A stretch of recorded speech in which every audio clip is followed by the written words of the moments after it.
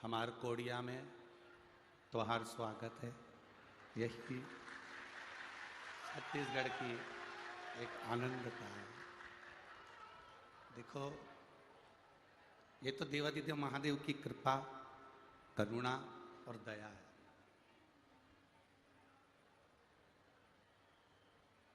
जिस शिवधाम कोडिया को कोडिया नहीं शिवधाम कोडिया कहते हैं, उसका कारण यहाँ एक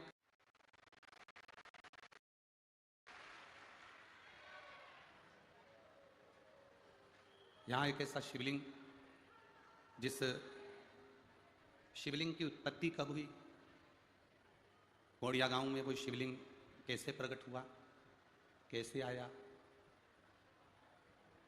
हजारों साल पहले का कोई आज तक लोगों को नहीं मालूम कि कोडिया में ये शिवलिंग, और इस शिवलिंग का स्वरूप इतना सुंदर कि उसको जानना पहचानना बहुत कठिन है।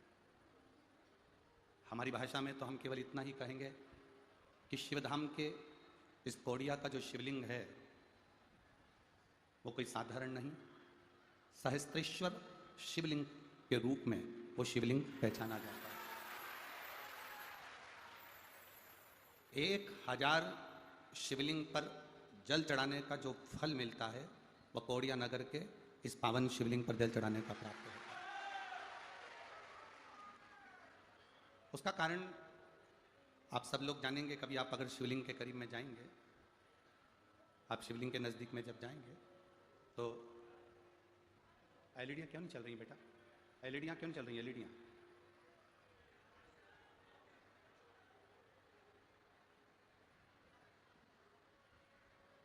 सिग्नल नहीं आ रहा है एलईडी का। आप लोग बैठे हैं आराम से, जैसे ही सिग्नल आएगा चालू कर दीजिए। कोडिया छत्तीसगढ़ की जो शिवलिंग है कोडिया का, उसको आप ध्यान लगाकर देखेंगे तो ऐसा लगेगा जैसे बहुत सारे टुकड़ों को जोड़कर, बहुत सारे पाषाणों को जोड़कर इस शिवलिंग का निर्माण हुआ। सहस्त्रेश्वर शिवलिंग बहुत कम दर्शन के लिए मिलते हैं। उसका कारण केवल इतना सा ये रहता है कि सहस्त्रेश्वर शिवलिंग का मूल महत्व ये रहता है कि एक लोटा जल जब हम चढ़ाते हैं तो हजारों शिवलिंग के जल चढ़ाने का फल हमारे खातों में प्राप्त हो जाता है। ऐसा शिवलिंग शिवधाम कोडिया है। तो तेरी कृपा बिना न हिले एक भी अणु, लेते हैं श्वास तेरी कृपा से तनु तनु।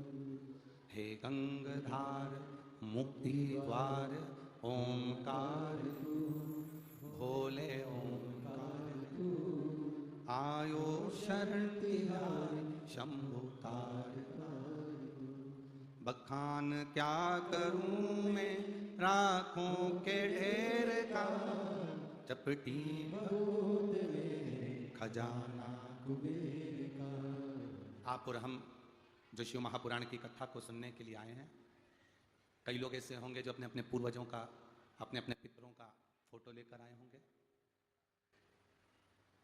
जितने लोग आस्था चैनल पर कथा सुन रहे हैं, फेसबुक यूट्यूब पर कथा सुन रहे हैं, उनसे निवेदन है प्रयास करना, जो शिवधाम कोडिया से आप कथा सुन रहे हो, 7 दिन की कथा आसन लगाकर बैठकर थोड़ा सा 2 दाना 4 दाना चावल का हाथ में लेकर, जो पंडाल में बैठे हैं उनको चावल लेकर बैठने की ज़रूरत नहीं है, वो तो अपना कथा का रसपान करो।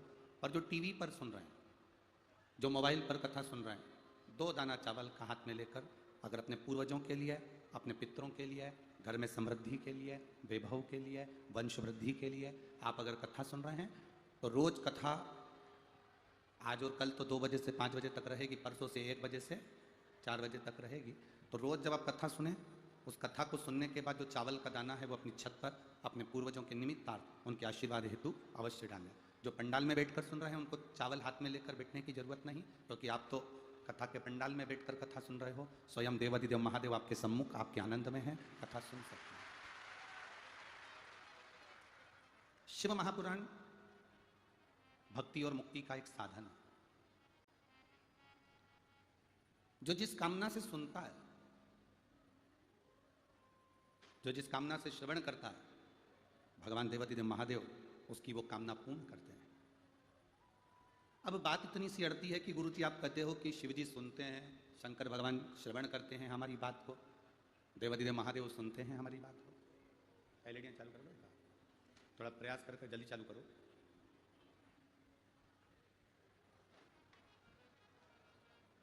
देवाधिदेव महादेव हमारी बात को श्रवण करते हैं, सुनते हैं, और बिल्कुल सत्य है।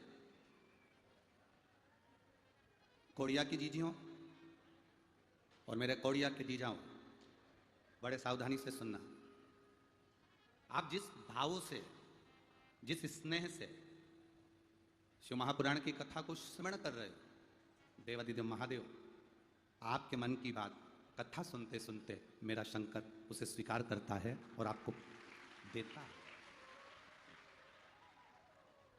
आपको देता है।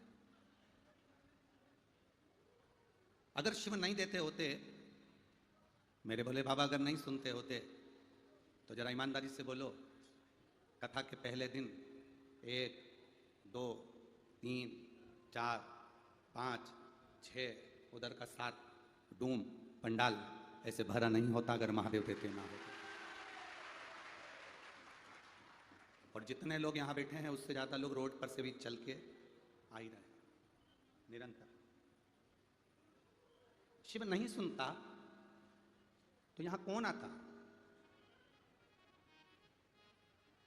अरे दया की ना होती जो आदत तुम्हारी, तो सोनी ही रहती अदालत तुम्हारी। गरीबों के दिल में जो जगह तुम न पाते, तो किस दिल में होती इबादत तुम्हारी। अगर मेरे देवाधिदेव नहीं सुनते तो कौन आता?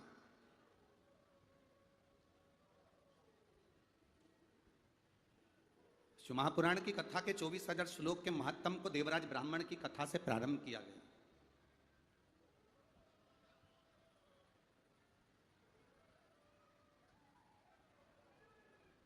एलईडी का बोला गया है, थोड़ा सिग्नल नहीं आ रहा है, आप लोग बैठकर कथा सुनो, जैसे ही सिग्नल आएगा आपको एलईडियां चालू कर दी जाएगी।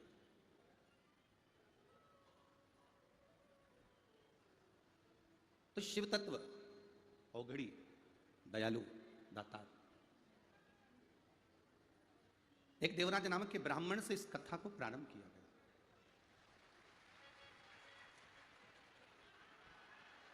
और देवराज नाम के ब्राह्मण से इस कथा की शुरुआत करी गई।